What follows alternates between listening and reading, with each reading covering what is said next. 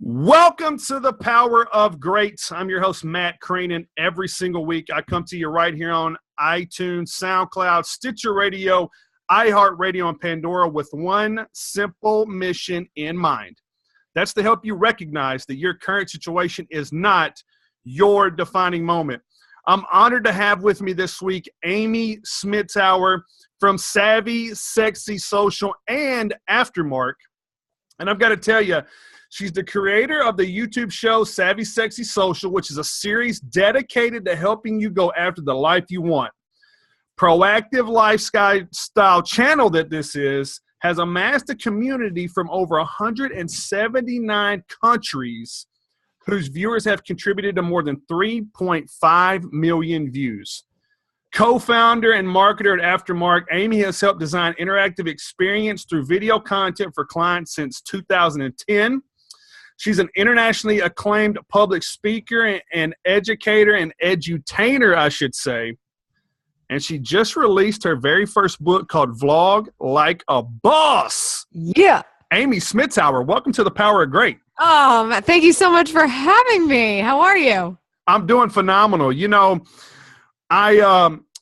most people probably read it, but you know, I haven't really even had a conversation with you, and I've been watching you for quite some time. And my man Vincenzo, as they call it, Enzo, if you will, he came on the podcast earlier, and I just love him so much. And you know, because I followed him a lot, I was introduced to you, and I wrote an article on Huffington Post that went viral in about 24 hours about my top 8 millennial entrepreneurs to watch in 2017.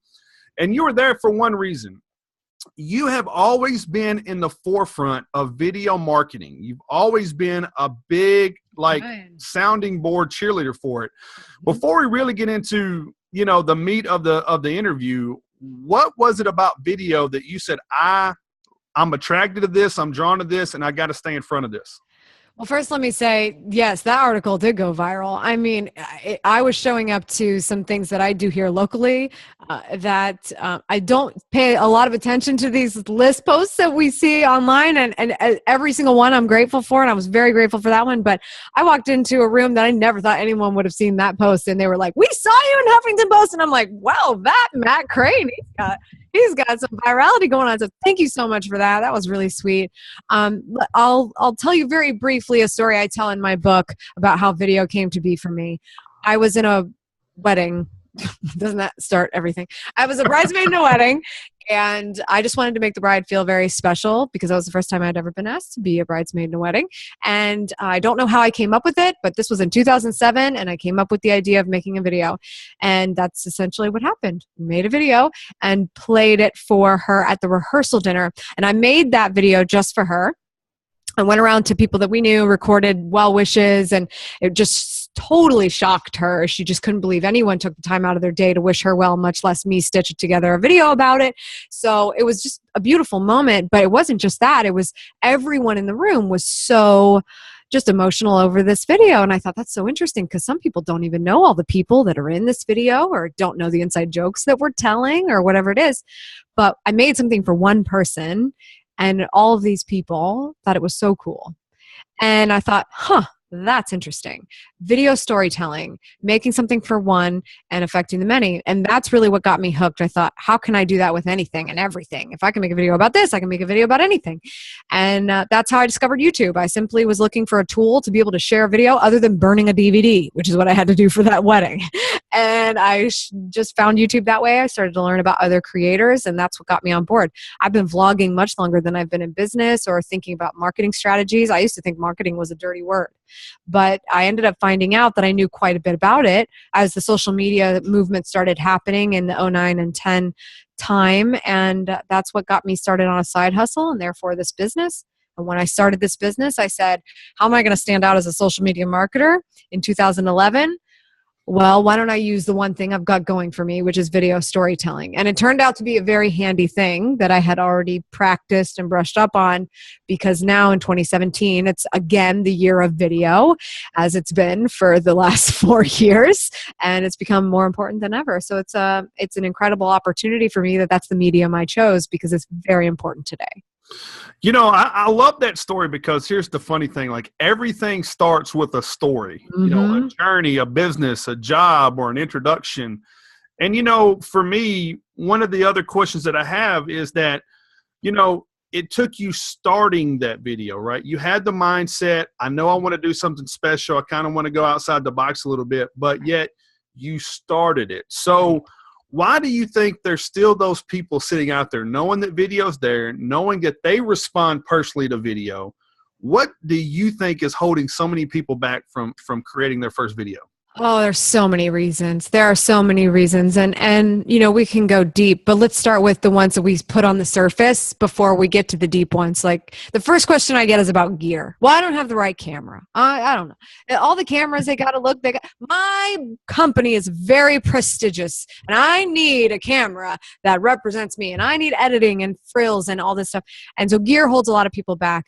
But once you're going to break that down, because it is 2017. And if you saw what my first camera looked like, we're sitting real pretty with these iPhones and Samsung devices that have 1080p HD just right there in your pocket. So the fear of gear is top of mind. Then you got to talk about ROI. Well, it's a lot of time. It's a lot of resources. It's a lot of money. We're going to do all this. And then what's the return? What's the return? What's the return? And in my opinion, that's just laziness. If you can't set a goal and figure out how to measure it with the incredible amount of analytics and metrics we have online today, then that's just lazy. You're not going to be delivered business and a wonderful life on a silver platter just because you put your face on video. If you measure the goals as you go, you'll be happy with every step of the way. Everybody always asks me what I did in the early days of YouTube when it was so difficult to grow. And I just said, well, that wasn't my goal. My goal wasn't subscribers. My goal was clients. If I didn't get clients, I was failing in a bad way. So I was the only one talking about my type of content in engageable, bingeable, and exciting video. So I did pretty well with converting clients, even though I might have only had 100 views on a video or less. And so that was ROI for me. The biggest issue is not gear and it is not ROI. It is simply what will people think of me. And usually we are thinking about the wrong people when we ask ourselves that question. I was just on a live stream with my own channel, just sort of talking about the fact that the book is launching. And someone said, I vlog around my family and they tell me to stop and they tell me I'm weird. And I say, first of all, it's your job to think your family is weird, and it's their job to think you're weird. So that's what we do as family. But if the problem is if you're making a channel that is specifically designed and for your family, then we're having a problem. But likelihood of that is not good. You've probably designed another person for the type of content that you're delivering. If the channel's not for your family, who cares if they think you're weird? Joe is waiting for that video that you're about to deliver. Are you going to let that judgment stop you? So I always say, if you're worried about what people think, what people are they? How do you get past that? What's the worst thing that can happen? And instead focus on how important is your message? Because if it's not that important, you shouldn't be using any medium, much less video. But if it is, and you know exactly who it's for, then you make the video for them. And that's why you get past it and you get over the fear, and it takes practice and it's not easy. And I still get nervous sometimes if it's a weird scenario, but my message is very important and I'm not going to let anyone stop me. I could not agree with you more there. And I love how you broke it down to the ridiculous, right? You took people kind of through the pain points. I think sometimes when people ask those questions, they're really looking for that one go-to default answer that makes them feel better. When in reality, I really do feel the same way. I mean, for me, it took me the longest time to get past that big crowd not being there. Right. Right. I go to all these awesome people that do these videos and see amazing people showing up. And I remember the first live stream video I did on Periscope app had 0 viewers. Like, that was embarrassing. I was like, I felt like I was delivering like the greatest message of all time to myself. Right. That's right. But, so I agree with you 100%. And I tell people this, like, your family's your toughest sell anyway. Absolutely. I mean, it took a long time for my family to get on board. And that was the same thing I said earlier. It's not that they didn't want to get on board, but first, and I said this, I've dedicated my book to my mother, And I said to her in the acknowledgments as well, and I just thanked her for letting me find my path, because she had other plans for me, much like our parents always do. She had other plans for me, and I made different choices. But I said, thank you for letting me find my own path, because now I have something that, it's pretty and she can show her friends and she can put it on her bookshelf. And it's nice that we got to this point. But if I wouldn't have been a little weird for a while to have a book and be able to dedicate it to my mom, we'd still probably be going down a hard road. So sometimes it sucks that we have to not only bog ourselves down with vanity metrics, but wait for family to be like, oh, wow, you have subscribers. Maybe it's a thing. I'm sure, all the biggest YouTubers know what that feels like. But you have to remember who your message is for. And when you delivered that Periscope to yourself, you weren't thinking of you. You were thinking of someone else. And that's what got you all. I would argue that's the best Periscope ever, because it's great practice, right? There's no one there. A lot of people don't even do that. They don't even practice. And practice means publishing. And that's what you did. Well, and I revert back to, and I know my man Enzo will like this, Gary Vaynerchuk, he says, don't overlook the one person, right? So always have one person in mind when you're doing some content, and it'll lead you to a mass. But, you talked about equipment earlier. And so just real briefly, what are some basic things that you can help people with as far as that, to try to get past that equipment excuse? What are some things that you can offer people advice on what to use to help improve their video content? Just use the freaking iMac that's in your pocket, okay? If it fits in there, it'll do just fine. Hopefully your camera's in good condition. Honestly, there's so many reasons why it's okay. And I'll start with one word: Snapchat. Snapchat would not be a thing today if they didn't take jump cutting videos and give it to the average user in a mobile app. And that is why I know starting with your smartphone is absolutely fine. We have the biggest companies in the world using Snapchat with a smartphone to talk to their community. That's how you know it's okay. Not to mention, if you do want to start editing some stuff, adding in some overlays and getting fancy with music or whatever it is, we have so many tools at our disposal. You can film on your phone, you can edit on your phone, you can export on your phone and send it straight to YouTube and go live from your phone. But if you're like me and you don't really like to edit on a phone, because quite frankly, I've been an editor for a long time, sounds a little tedious, you don't even have to buy software. We have Adobe Spark, which is totally web. YouTube has its own editor built in, so you can upload everything. There's so many reasons why getting started with a phone, even if you can't buy the fancy software to edit and you can't do all the other things, if you have internet, you have a phone, and you upload the content, you've got video, period. And if you don't want to do all that, Snapchat, Instagram stories, they give you so much opportunity to start testing the waters, start testing your audience and see what they'll do for this very quick and easy video, so that when you spend resources on something else, that it makes sense because you've already found out what your audience likes. There's no reason why you can't start with your phone. So would you also say that if you're not committed to creating video content, why would you commit to spending thousands of dollars on equipment first, right? Absolutely. I make myself hurt before I spend money on equipment. I mean, it was, I had my Canon G7X for a long time. I even recommend it in the book, and I think it's a great camera. It's a nice little handheld camera if you don't want to film with your smartphone, but still need something easy to carry around. And I loved that camera, but the autofocus on it was terrible. It was just slow.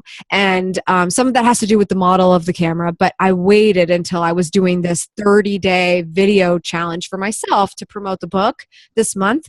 And I got to day 4 before I couldn't take it anymore, because I was doing too much moving around for that autofocus to slow me down. So I had to go get a new camera, and I did that. I waited until I just couldn't handle seeing the wrinkles on my face anymore before I bought a ring light. But you make yourself go through it by actually practicing and publishing and doing the work before you go spend the money on the gear. Just don't do it. You will use every piece of equipment better, harder, and make your dollar more worth it if you make yourself wait to be like, we need that. Until then, what you've got is fine. Great advice. And, that's also great business advice too, guys, because when you think about trying to create a business around video, don't put the cart before the horse. That's right. So I knew for me, it's the same concept. I would have had the mindset, could have gone out and spent all this money on this great equipment that would have probably just started to collect dust because I hadn't put anything forward yet. Exactly. The first camera that I bought sat in a drawer for probably 6 months before I used it because I was so inspired by iJustine. And I was like, I just need a camera because she makes being a normal person look really cool. I bet I could do that too. I have a little bit of experience, but not a lot. And I bought that little handheld video camera, which is what you needed back in the day. It was a Kodak ZI6, but a lot of people might remember the Flip better, which was one I had. That got discontinued because of this. We don't need those things anymore. But I waited so long to use it because I was so convinced I would, and I didn't. So do the work. You've got the resources. You don't have to order a video camera online because you've got it in your pocket.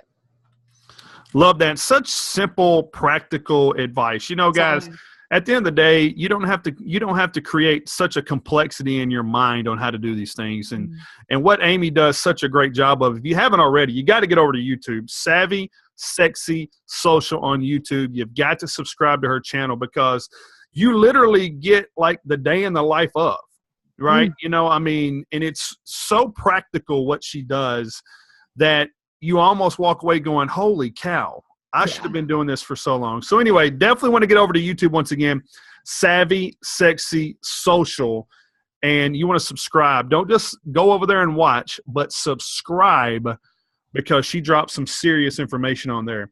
You know, and you're so consistent with the types of content you put out. You know, it's almost as if you make it easy for your audience to know when you're going to put new content out. How do you stay consistent with video content? Consistency for me comes with my calendar. I live by my calendar. I like to-do lists, but my to-do list doesn't mean anything until each and everything on that list is on my calendar somehow. Unless you allocate time for something, it's not going to happen. So for me, that's really, really big. If I'm going to stay consistent on my channel, I need to allocate the time. I need to think about when am I going to film? When am I going to edit? When is it going to go live? And if that's not enough time, then we should probably be doing it sooner so we hit our deadline. On Savvy Sexy Social, I had a 3-day-a-week schedule of Savvy Tuesday, Sexy Wednesday, and Social Thursday for a number of years. And for me, I spent every Monday focused on my business, and that included marketing. So I would do some administrative stuff, and then I would film in the afternoon, and I would get the editing done and schedule everything out. That's what I had to do to stay on task and on time with every deadline. Then the rest of the week went to my clients and the other stuff that keeps the business afloat. But if I don't spend the time to focus on my own business, like marketing and making sure people know they can hire me, then it's never going to get done. And then what happens when you don't have clients? You know, not good, not a good thing. You've got to keep marketing yourself. So making time is super important. And that's all I did. I put it on the calendar. Yeah, once again, I love your take on that because it's so simple, but yet it's detrimental if you don't follow these types of processes. So I could not agree with you more there. Thank you. Speaking of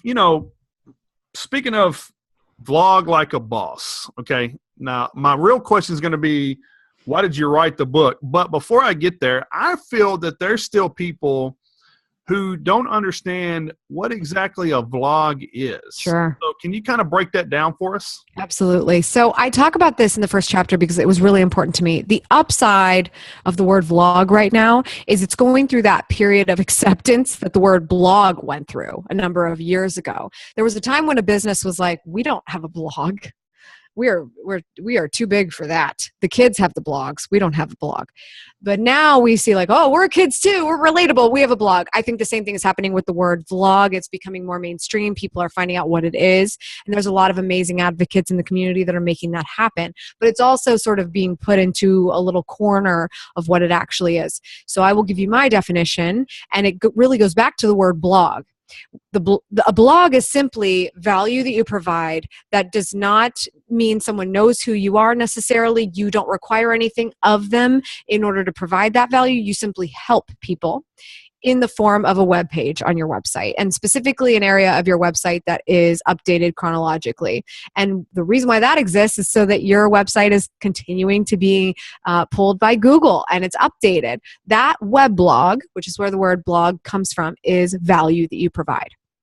A vlog is the same thing in video form. That's it. You provide value. It doesn't matter if someone knows who you are or not. You help someone, you give them information, entertainment, whatever it is, and you provide it in a vlog. And hopefully they find you, they fall in love, and you hang out, they subscribe, and they stay tuned. That's what happens for you to be discoverable, for you to be someone that somebody wants to get to know, somebody that can be the thought leader of someone that needs information. That is what a vlog can do for you. You can share sort of a day in the life and show in addition to telling, which is very powerful today in 2017 because we have so many platforms to use for video. YouTube is just one, a very, very powerful one, but Facebook and Instagram and Snapchat are other places you can vlog as well. It's just a different place. It's a different context. And the more you show on those other networks, the better you do. Specifically because somebody watches your video before they even realize they're kind of tuning into it and want to be tuned into it in a lot of ways. They either tap on your avatar face or you start showing up in their feed. And if your video is popping off and they want to tap into it and listen to it, then you're doing pretty well. On YouTube, all you got to do is have a great thumbnail and a headline. You can pull somebody in. So it's a very different kind of viewing, but both are very important, which is why showing what's going on is great. Live casting has been a very popular version of vlog lately. I think we look at people like Casey Neistat and specifically in the business community, Gary Vaynerchuk, they are vlogging their faces off with what they do all day long. But that's not the only format of vlog. I've been vlogging for 5 years on Savvy Sexy Social, standing in front of a bookshelf and delivering a piece of advice. And that's it. That's my vlog to you. And a lot of vlogs got started on YouTube of people sitting in their bedroom, kind of lonely, looking for friends and looking for a community and just talking. So you don't have to show off your day, but you can provide value in the same way as a vlog. So long answer. But I wanted everybody to really be aware of the fact that we're not pigeonholing what a vlog is simply because we think we know based on what other people have said. I think the opposite, if we're like, well, then what's the opposite?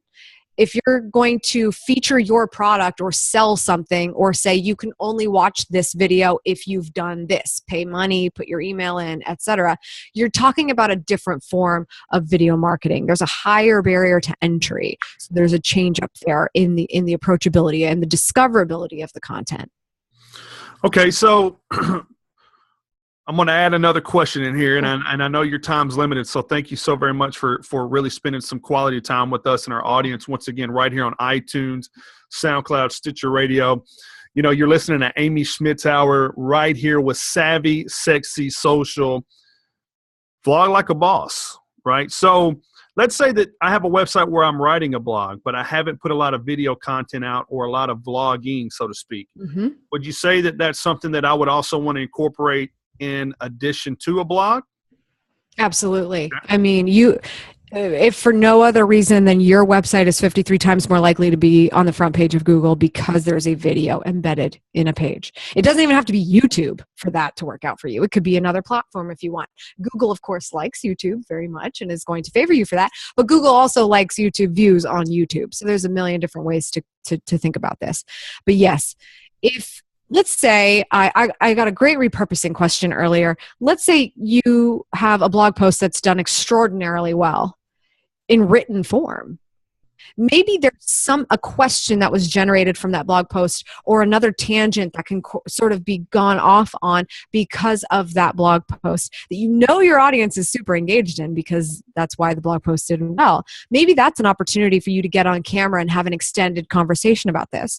That's an opportunity to A, start making video and feel like there's a purpose behind it because you've already tested your audience on what they want to know. And B, take that video, embed it in that old blog post and revive that blog post in a new way now. Now that traction may already be doing well in Google search and referred activity, but there's another element of learning that people can tune into now, and that video will help it even more. I think you can leverage video and getting acquainted with it by taking what's already going really well and making it go even better by adding another way for people to learn to discover you. And then the nice thing is if people find that video on YouTube, let's say, you link to the blog post in that video, and now you're talking about sending those people back to the original conversation, which makes it even more interesting. So definitely think about how we can leverage all of these different platforms to test opportunity. For me, I actually test the idea of blog posts or live streams in a YouTube video that I do. If a YouTube video does extraordinarily well, how can I continue to make the most of this? Is there a part 2? Is there a series that's possible here? You always want to look at something and say, why did this do better than usual? Or why did it do worse? And if it did better, how can you milk it? Love that. And I love your spin on it, right? Mhm. It's definitely an added feature. You're not overshadowing anything. You're just No, adding absolutely. another layer of value. So I absolutely love Don't spread yourself thin. That's where people make a mistake. Repurposing is not copy paste. If you upload a video to YouTube and to Facebook and to Instagram, and then someone's like, where can I watch your latest video? Well, you can watch it anywhere. I mean, you're not going to be great at any one of those platforms. You're just spreading yourself thin across the board. But if you can make a cool Snapchat story out of something that's happening on YouTube, and then you go into it even deeper on a blog post, use all these things like they are different, because they are. Love that. Well, as we begin to wrap up the show, I really want to talk about your book, Vlog Sure. Like a Boss. So, Yeah. why'd you write a book about vlogging? Great question. Girl who makes video writes a book about making video. It's very odd. And honestly, I didn't think it was going to be for me for a while. Although I'm an avid reader, I've always wanted to write a book. I thought it was weird that people wanted a book from me. But I realized, in the same way that I didn't choose the medium as if video wasn't doing well, I would not still be making video. People want video. So I chose the medium, but I stuck with it because of the people. If someone tells me they want a medium, then why am I going to say no to that? I've had so many people walk up to me and say they want my book. And specifically because I'm a public speaker, I get off stage and people are like, let us buy your book. Please sign it for us. And I'm like, just go watch free videos on YouTube. Why is that? Why can't you do that? And so it was really demand. But what's very cool about it is I thought there would be such an amazing opportunity in me being able to say, hello, my name is Amy. And if you want to do anything, work with me, hire me, take another step further into this world of video with me, read this book and get started. There's something very sexy about having that comprehensive guide to give someone. It's like the getting started to know Amy guide, and also work with Amy and be able to do video on a level that's going to make us both happy. A lot of hard parts of business is people think they want something, but they really don't.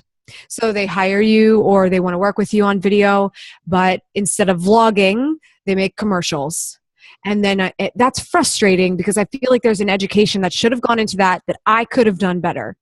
And I think the book is going to help me do that more than I've learned to do in later years of my career, is say, look, if you really want to work with me, if you really want to do this, you need to read this book and really understand what it means to vlog. And then we will hit the ground running. So I'm really looking forward to what that will do for me.